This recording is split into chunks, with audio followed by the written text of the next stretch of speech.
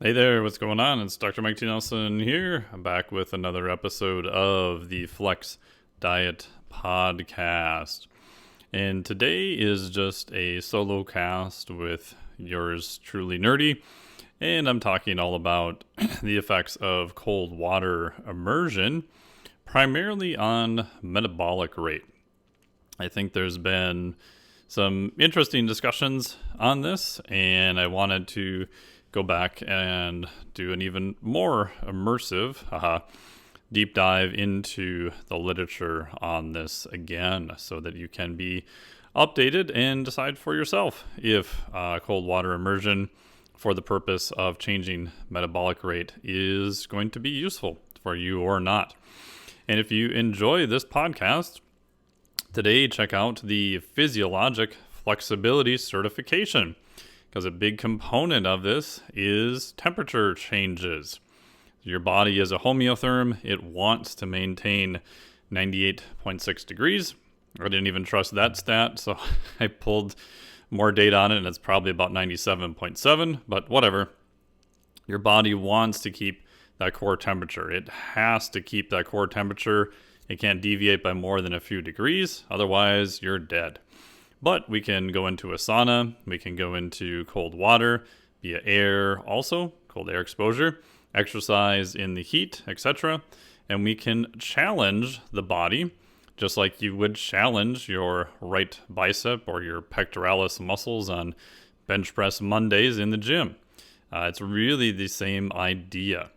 And when you challenge it in a intelligent manner and don't go too far, just like lifting too heavy of a weight or improperly, you could injure yourself.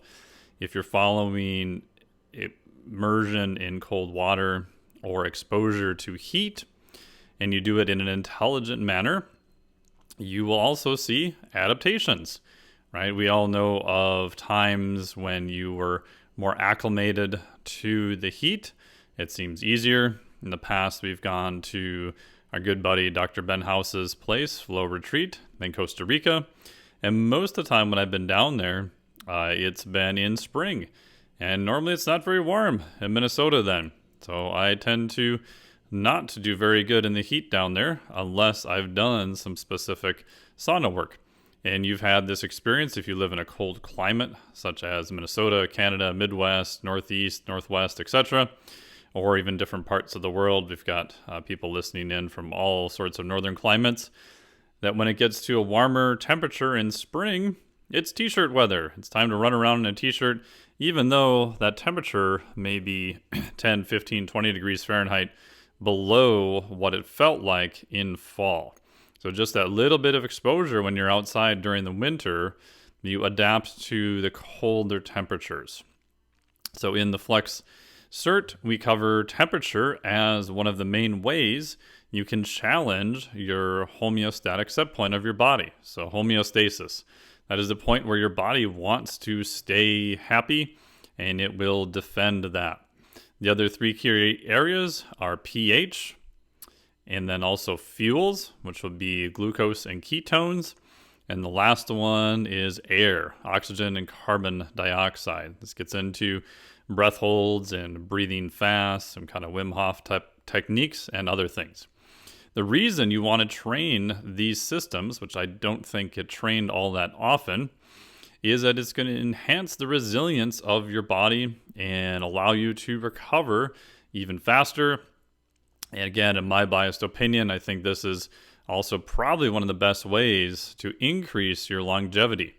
All right, so after you've been good at doing exercise and great nutrition, getting good sleep, all those things obviously help longevity. I think this would be the next main area to look into. So the Phys Flex Cert is the level 2 follow-up to the level 1, which is a Flex Diet certification. So in the Flex Diet certification, we go over the 8 interventions to better nutrition and recovery. And the Phys Flex Cert, we expand that into the 4 areas I just talked about.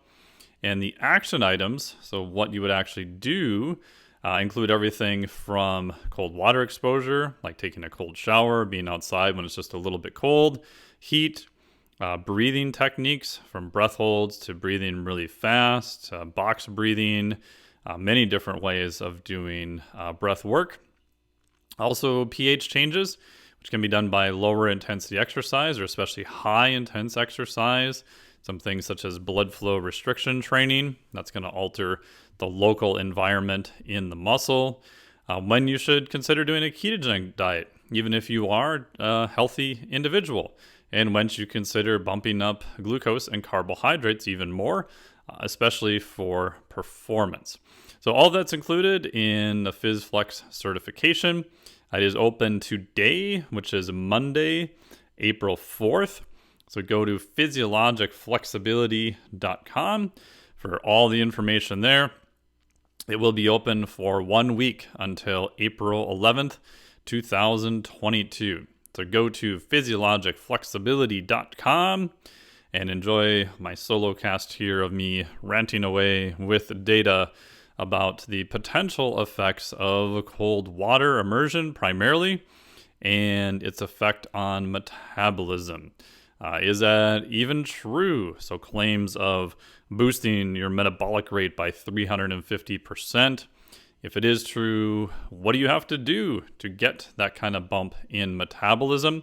So listen in. Thank you. All right, welcome. So on this one, you may be listening to this only in audio, but there will be a video also. What I wanted to do is cover the effects of specifically cold water immersion and the claim of, does it increase your metabolism? We're all looking for things to increase metabolism with the idea there that that would help weight loss, which that itself is a separate question. So we're going to tackle the sub-question here of, does cold water immersion increase metabolism? And so if you type this into the old Googles here, you'll see some interesting things pop up. Some of it they did get correct. So what you'll find right away is that cold water immersion increases metabolism in two main ways: shivering thermogenesis and non-shivering thermogenesis. Non-shivering thermogenesis is mediated by a special kind of mitochondrial dense fat called brown fat, which converts food to heat to keep you warm without shivering. So that part is 100% true. And what's interesting about some of these claims is, if you think about them, they do kind of make sense. Your body wants to maintain its normal core temperature. So if you expose it to hot or cold, in this case cold, it has to then produce a little bit more heat in order to keep up that core temperature. And the production of heat is going to consume calories. Therefore, doing this is going to be a big caloric drain, therefore increasing your metabolism. And the two ways here are shivering thermogenesis and non-shivering thermogenesis. So the term thermogenesis, increasing thermo, increasing heat. If you've ever been really, really cold and you started shivering, that is your body's way of trying to create muscular activation, because we all know the byproduct of that is going to be heat. And this is important to keep in track or to think of, because shivering is going to burn more calories than non-shivering. While it's a little bit of an oversimplification, non-shivering thermogenesis is primarily using fat as a fuel. Shivering thermogenesis is primarily using carbohydrates as a fuel. So again, we're not going to go too far down into that. We're going to talk overall, does it increase metabolism? So looking at the total amount of calories. It is also true that exposure to cold water, cold temperatures over time can increase brown adipose tissue, or this BAT tissue, B-A-T, brown adipose tissue. And it is brown because it does have a whole bunch of the mitochondria, little furnaces of the cell. And yes, they do more than just create energy, but that is kind of their primary job. So some of that part, so far, all good and true. So I tried to find some other claims here. We've got another one of, let's see, this was drinking, I think it was drinking cold water, which we won't talk too much about here. This is actually talking all about cold water therapy, who uses it, what are some of the benefits. And most of the time you'll see here in other articles that this increases your metabolic rate. Another article, 9 ways to boost your metabolism backed by science. And this gets a little tricky because they're talking about drinking more cold water. So when you drink cold water, it does increase metabolism by about 10 to 30%. This is about half a liter of cold water. Again, only that stays for about an hour. So if you do some small things like that, could it add up to something beneficial? Yeah, I think that it could. But we have to keep in mind, how easy is it to do those things? Drinking cold water, relatively easy. Getting exposure to cold water takes more time, even if you're just doing a shower, and it's much higher in what I call the pain in the ass factor. One of the other claims that you'll find is, let me see if I found it earlier, but that cold water immersion will increase metabolism by 350%. So that seems like a huge amount. Also be careful when you are Googling these things. Most of the time it's not going to take you to the actual study. I was able to find this one, so my Google search here is sort of preferentially loaded into that. So we will come back to that particular study, looking at how cold the water do you need, how long do you need to see that kind of increase. So it is true that we do have a study showing that your basal metabolic rate, so this is increased from baseline, how much energy it takes just to be up and moving around. We found one study that does show it is increased by 350%. So keep that in mind, and we will come back to that one. So some other things to consider when we're looking at actual studies is, like most things, it's pretty darn messy, right? I pulled up some of the studies here, and if we go into just a little bit more depth on that. So the first one I'm going to talk about here is, this is a great table, and I will give you the full reference here at the end. But this was the best accumulation of cold-induced thermogenesis in humans that pulled together a lot of the studies that have been done. In the Flex diet, or I'm sorry, in the Phys Flex certification, I do talk about this. Voigt was one of the very first studies that had been done that actually had been published. That was in the year 1878. So in terms of scientific things, we've been looking at this for quite a while. So that study was pretty interesting. If you read the subject line, this is actually true. They used one, in air quotes, strong man. They did put him in cold for 6 hours sitting. And this was an air temperature that ranged from 4.4 to 30 degrees C. So keep in mind, 0 degrees C is 32 Fahrenheit. 10 degrees centigrade or C is 50 degrees Fahrenheit. So this person was sitting in minimal clothing, if you pull the full study, for 6 hours at just above freezing. So if I go through some of these real quick, if we look at the percentage increased in most studies, now again, this is pulling together other studies. The two things I want you to think about is, what was the average percent increase? And then how long and how cold does it have to be?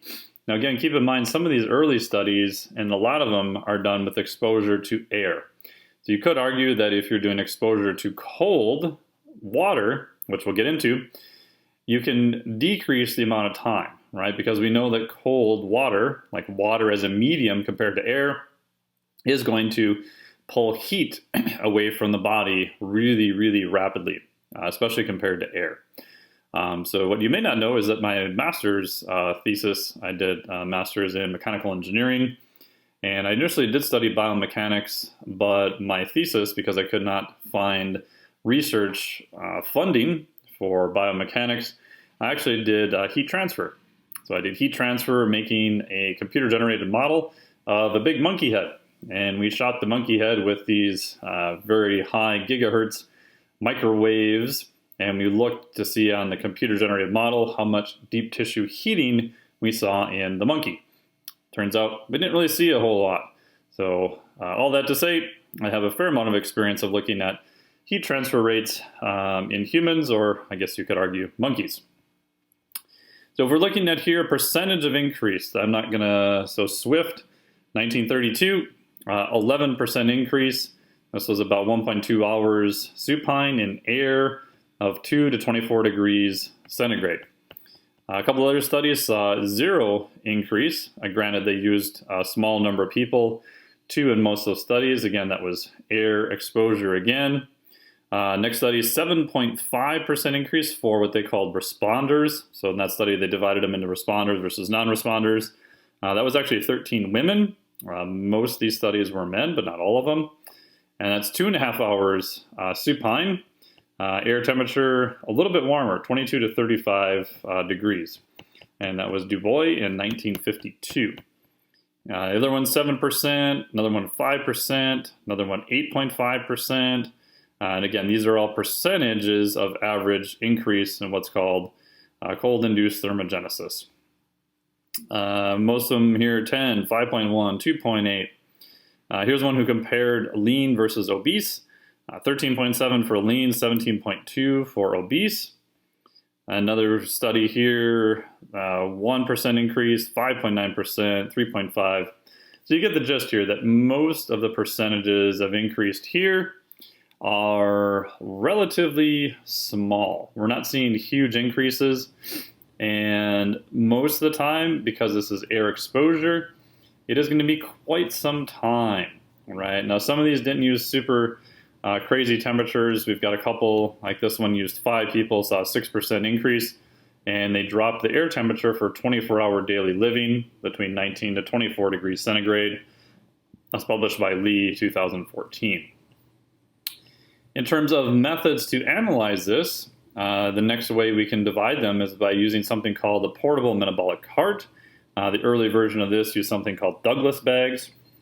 So for my PhD work, I did a lot of stuff with metabolic carts. If you've ever seen those pictures of a device where you're breathing into some tubes, and they go out and be analyzed by this device that's usually sitting next to the treadmill or the bike. Some of the newer, more smaller units now, like I have a device called a PNOE, that's P-N-O-E, that is in a backpack shape. So I do have my own metabolic cart, which I can do my own measurements, which is pretty fun. Not cheap, but definitely fun. So these devices look at the air, so oxygen and carbon dioxide, and from that they can make inferences on the total number of calories burned, and then sometimes are using fat or carbohydrates, depending upon the sophistication of the device. So this is a more accurate way of doing measurements. And what we'll see here is that for some of the studies, again, we do see a little bit more of a bigger increase. Again, this is cold-induced thermogenesis, percent increase. Again, so this is not necessarily the same as converting it to metabolic rate, but what I wanted to point out is that overall, we're not seeing huge percentage changes. So for this one of the greatest ones they saw was looking at winter swimmers, 65% increase. Again, 2 hours supine at air, 11.8 degrees centigrade. That was by Davis, 1961. So for some of the other ones, again, we're seeing 11%. We did see one here at about 280%. I don't know how much I trust that study, though. Some of the later studies, they were trying to differentiate between people who are more cold adapted versus people who were not. And they're trying to make some corrections for that. We had some studies that were comparing endurance trained versus untrained people for endurance.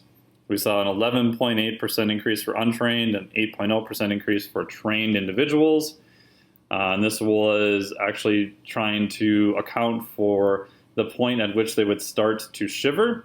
So they changed the temperature based on that, and that was 2015. So I won't go through all the other ones here. Again, we see there's a fair amount here also at the end. One study, which I thought was pretty interesting, started getting into water immersion. So on this one, we do see some studies for that. So here was a bigger study by Cannon and Keating, 1960. We saw a 91% increase for lean and 26% increase for overweight. This looked at 6 normal weight and 2 overweight or obese young men. And this was about 2.5 hours seated, submerged up to their neck. They did individualize the temperature per individual. So the temperature did range from 8 degrees C to 38 degrees, which is relatively warm. Keep in mind that 8 degrees C is about 46 degrees Fahrenheit. If you've ever gotten into a tank of cold water at 46 degrees, it's not real fun. I don't want to sit in there for long periods of time. Again, like I mentioned, they did some studies on Eskimos here, 1 hour immersed except for the face. Water temp there, 33 or 35 degrees centigrade, so not super cold. They did see an increase of around 5.7 to 2.6. So again, the key takeaway here is even when we look at water immersion, we're generally seeing longer times and colder temperatures, although not super cold. Again, if you want to read this whole study, which was awesome, it's called Cold-Induced Thermogenesis in Humans. It is by R.J. Bratchika. I probably slaughtered that name. Brychta and K.Y. Chen. Just look that up, you'll be able to find it. European Journal of Clinical Nutrients, 2017. So that shows us that, yeah, we do see changes there in terms of cold water and also air, but they are relatively small. So if we go back to the other main study here, and we look at, so where this 350% increase was mentioned first, the first place I saw it cited was in a paper called Measurement and Prediction of Peak Shivering Intensity in Humans, accepted September 2000. Main author here is Douglas A. Ellefson, and this is in the European Journal of Applied Physiology, 2001. And with this one, they were trying to model when peak shivering intensity occurs in humans. So if you're going to look at just total caloric burn or percentage increased above metabolism, you want to look at maximal shivering, right? That's going to be the point at which you see that. Introduction, they talk about how shivering is a well-recognized mechanism of the maintenance of body core temperature. This goes all the way back to Horvath in 1955 and some earlier studies. And this is the first time I saw that they record that it is 5 to 6 times a metabolic rate based on O2 consumption. So they said, quote, the intensity of the shiver peak has been reported to be 5 to 6 times resting metabolic rate and 46 to 50% of maximal oxygen consumption. They cite some of the earlier work here from Andorf and Mondler, 1946, and some other papers. So if you see things that say cold water immersion can increase your metabolic rate by 5 to 6 times, that is what it is in reference to. Keep in mind that this is shivering most of the time. Again, for this, not very much fun, right? And in this paper, what they did is they took a group of 15 young, fit, healthy men, 4 women were studied, and they took a bunch of measurements. They looked at their VO2 max, body fat, a bunch of other things. And they were trying to correlate actually skin temperature and other methods to determine when peak shivering would occur. So they're trying to do a more predictive model. But if you pull the full study and you look at it, what you'll see is the time that they had to spend. Again, they use a particular protocol that, so 4.9 times the metabolic rate, right? So this is giving their average in milliliters of O2, right? So in the lab, if we're measuring metabolic rate with a metabolic cart, we're going to look at O2 consumption. So for this study, here's what they actually used. I had people come into the room, which was 22 degrees C. They had them do a resting measurement for 10 minutes while they sat outside the tank. And then, quote, they were immersed to the level of the sternal notch, so basically almost up to the neck, and stirred in a water bath initially set at 20 degrees centigrade. So not super cold, definitely cold, but not super cold. And then they lowered the temperature to 8 degrees C, about 46 degrees Fahrenheit, over 15 minutes by adding ice. And then next they did their measurements at that low temperature of 8 degrees C, 46 degrees Fahrenheit, for 60 to 70 minutes of immersion. And then they slowly raised the water temperature again. So if you can imagine sitting in water temperature that's about 46 degrees Fahrenheit for 60 to 70 minutes, yes, you can dramatically increase your metabolic rate during that time. But that sucks. I don't really want to do that. I've done up to 5 or 8 minutes pretty easily at 46 degrees Fahrenheit. The thought of sitting in there for another 50 plus minutes would not be real fun. And that's after I was doing it a fair amount. So yes, you will see an increase there, but pretty long temperatures. Long times also, or low temperatures, I should say. So if we go back to our study here that we promised we'd look at, that says a 350% change in metabolic rate. This is, quote, human physiologic response to immersion into water of different temperatures. The main author here is Sramek. I may have mispronounced that. S-R-A-M-E-K. This is in the European Journal of Applied Physiology, 2000. Pretty interesting study. Side note, this is also the study that looked at big changes in epinephrine, norepinephrine, and dopamine. There have been some other studies that showed maybe shorter times and colder times. We can see pretty big changes in that. But again, I won't necessarily cover that right now. So our main question is, if this 350% increase in metabolic rate is true, the thing that I always see left out online is the context, i.e., what do you have to do to get that rate? So in this study, again, generally using healthy individuals, they did a lot of measurements. They used oxygen consumption again. So that's a good way to look at changes in metabolic rate. So that was good. They used 10 young men, ages 22 on average. Body fat, relatively low because they're not necessarily overweight.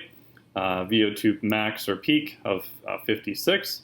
So pretty good people in terms of representative of more athletes and in terms of healthy individuals that you would see in terms of a study. Yeah, and so some studies are looking at different pathologies, which is very interesting, but may not necessarily correspond to healthy human beings. And then they put them in underwater for head out immersion, sitting on a chair for 1 hour.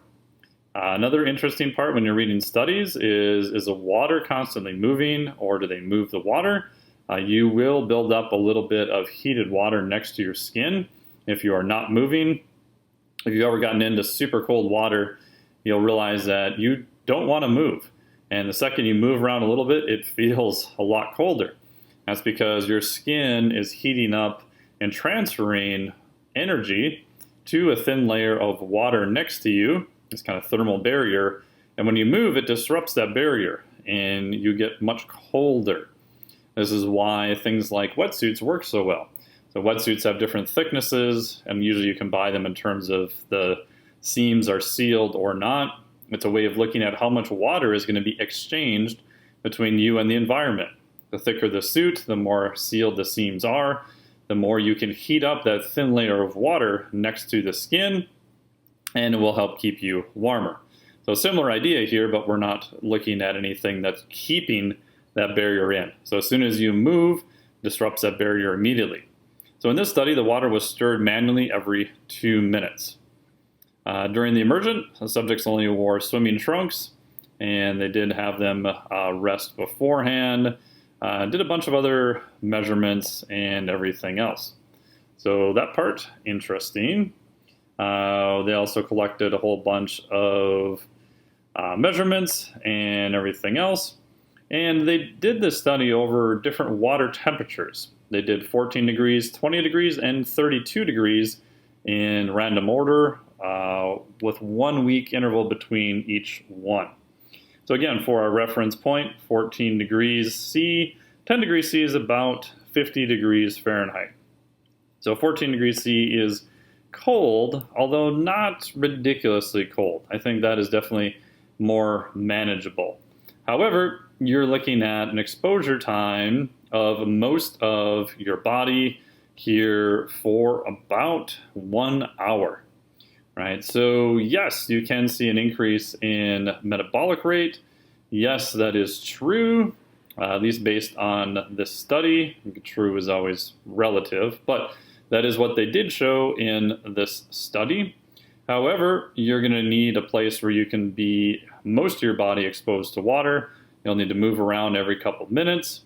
And the water, not super cold, but relatively cold. Again, you need to be in there for about 1 hour. Now, if we compare that to what are some other things that you could actually do, and what are like a realistic rate of calories that are being burned, right? Because we know exercise will burn a lot of calories. So I did find this other study here called The Effect of Cold Water Immersion on Metabolic Rate in Humans. This is the International Journal of Kinesiology and Sports Science, Volume 5, Number 2, April 2017. And with this one, they took 6 males, 14 females, no injuries, and they came into the lab. This is at the University of Wisconsin-La Crosse. And they did a whole bunch of measurements. Again, they're looking at oxygen consumption. And if we just kind of skip to the parts that are most interesting for us, they looked at this over 15 minutes of treatment.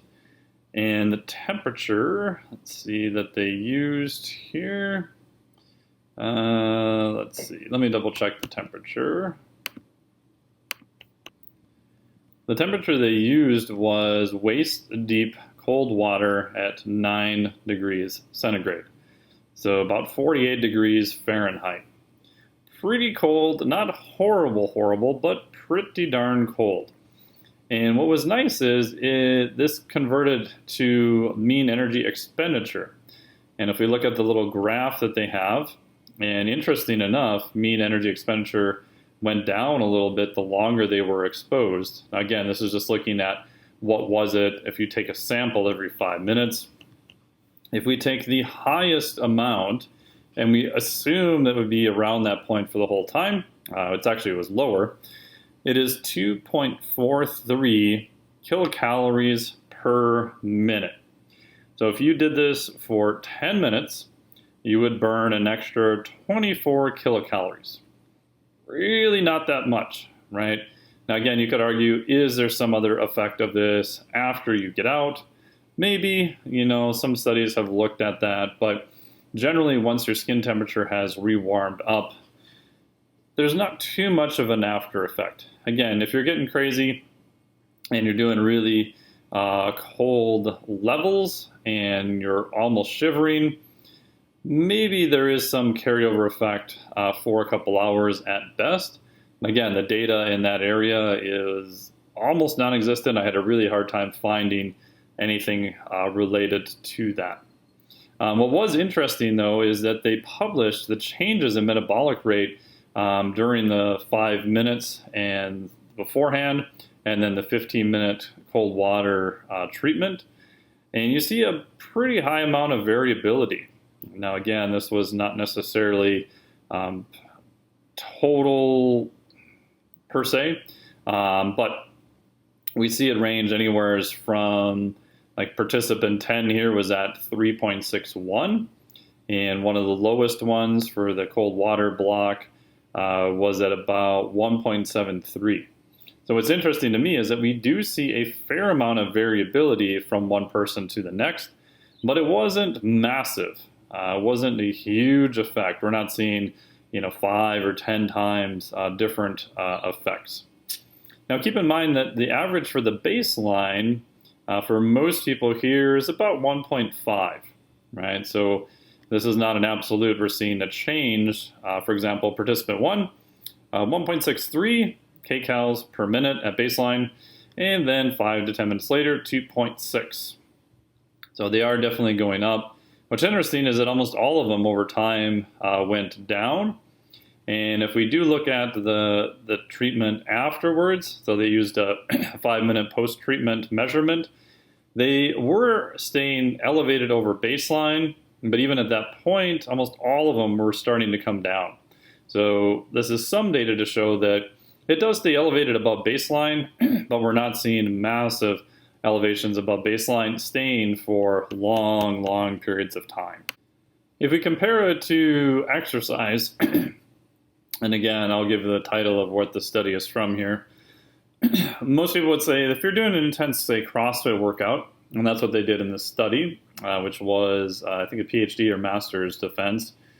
So some data, again, you could argue this wasn't the most high-quality data and published in a peer-reviewed journal, but you can look up rate of caloric burn for different types of exercises online. Tons of data on that, multiple sources. Just using this one as a reference. If you did about 1 hour of CrossFit training, the amount of calories you would burn ranged from 362 to 693 kcals. They compared this to what they called a, quote, traditional workout, which was 327 to 600 kcals per hour. So that just gives you some frame of reference of how many calories you can burn with exercise. Again, these are all pretty well-established tables that you can find online, so you can look that up. And this one was caloric expenditure during one exercise session following ACSM and CrossFit guidelines. And this was a thesis defense.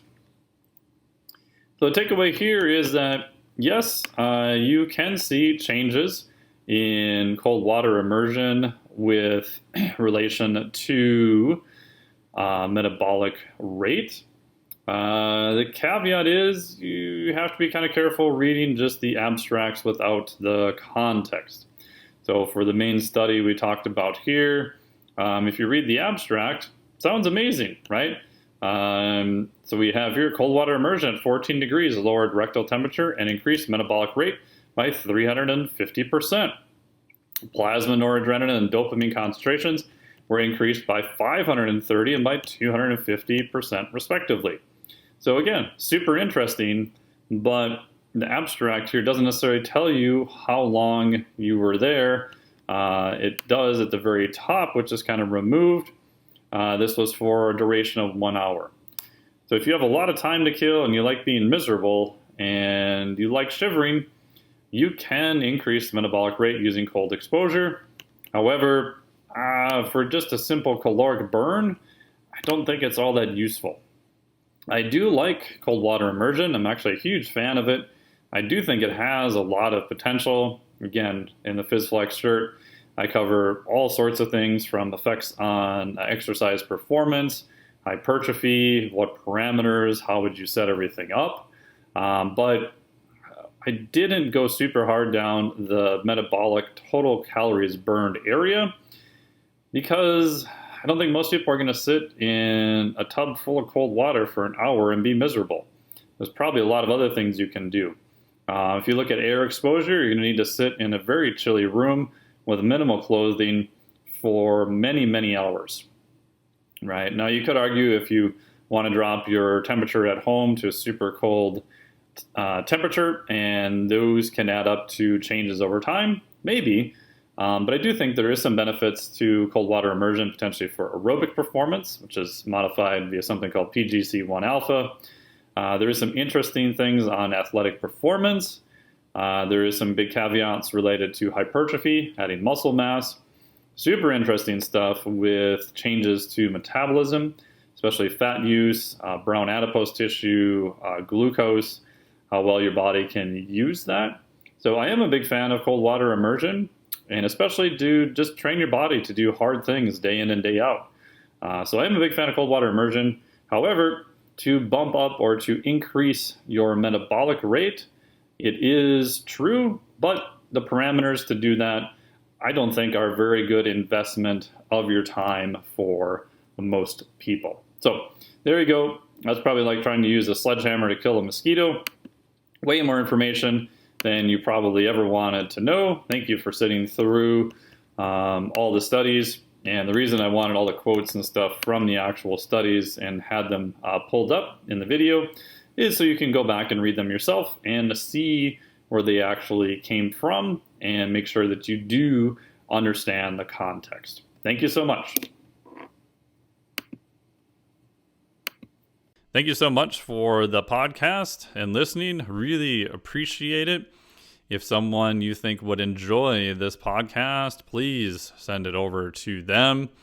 If you enjoyed this and you want a much greater deep dive into all things related to physiologic flexibility, that looks like different breathing techniques, ketones, glucose, high intensity interval training, more lower intensity training, so cardiovascular adaptations, and as we just mentioned, temperature changes, go to physiologicflexibility.com.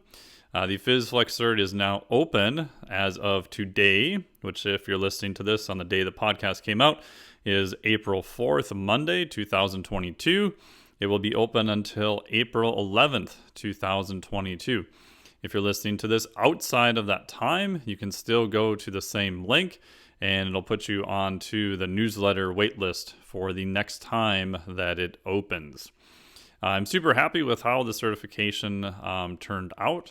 As far as I can tell, it's the only one that covers all 4 areas in terms of the actual research, and then brings everything back together with a physiologic reason of why you would want to do these things, and especially when would you want to do them, all into one system. And it has 40 specific action items you can do yourself, or if you're coaching clients. And we have a system to determine which action item is going to be best for the client. That particular system is client-led, meaning that the client then also helps decide what is going to be best for them by using the concept of coaching leverage. So check out physiologicflexibility.com. If you have any questions, you can reach out to me also via the website at contact. And thank you so much for listening to this podcast and sharing it. Really appreciate it. And I hope to see you enrolled in the course there. Last thing is, when you enroll in the course, any questions you have about the material in the course, you will get my personal email and I will answer your questions normally within about 48 hours. Sometimes it's a little longer if I'm traveling or away, but I'll do whatever I can to help you understand the material and make sure that you can apply it. So I will personally answer any questions that you have. Go to physiologicflexibility.com. Thank you so much. Really appreciate it. Talk to you next week. That was a great number. I don't care what you say. I thought it was